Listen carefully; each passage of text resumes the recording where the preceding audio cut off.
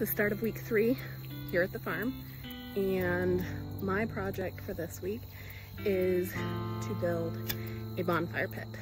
And so I've decided to go ahead and get started on that.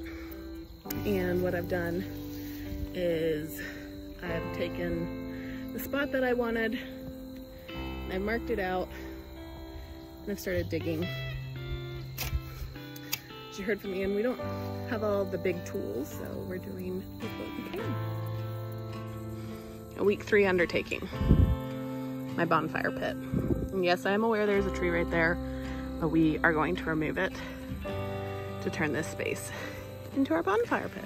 So the fire pit's coming along pretty nice. We still need to cut down that tree, which I'll explain a little more later. But the nights have been pretty chilly and been able to have some nice warm fires in the morning to kind of just enjoy the cooler weather as it's come down through.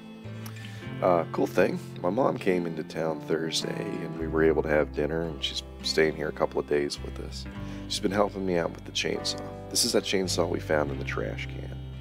It's a McCulloch FR 2.0 or something like that. It needed a choke switch and a primer bulb and some stuff on the inside. And she was able to help me run around town, find all the parts needed, like a replacement primer bulb, an air filter, fuel lines, etc. Some of the parts did have to come off of Amazon, like a full kit. But the big part was the choke switch came out of eBay, and I had that ordered, and it came in actually, I think it was Sunday or Monday, so that was pretty great. I was able to kind of piece it all together. Spent, I think it was Thursday or Friday, putting it all back together. Didn't think I was going to get too far. Turned into a giant mess, but as you can see, it runs. The primer bulb is not the correct device.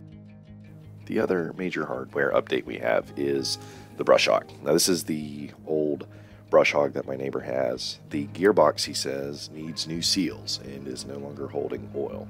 I don't know if that's something I can fix by pressing it out and pressing in new ones, or if I'm going to have to take it to somebody else.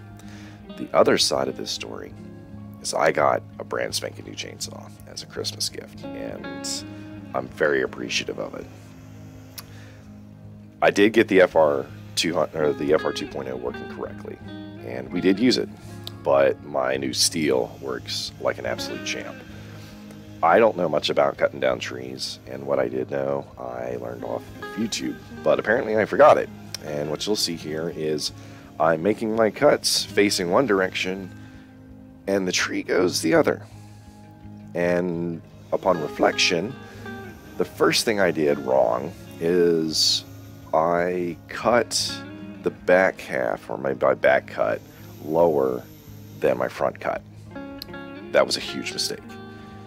The other mistake I made here is I'm not wearing proper safety equipment. A felt hat and buckskin gloves are not safety equipment. Do not do what I did here. I have so many critiques of myself on this one, it's not even funny. Keep both hands on the chainsaw. Don't do any of this. We'll just chalk this up to being an absolute noob. But this tree does come down.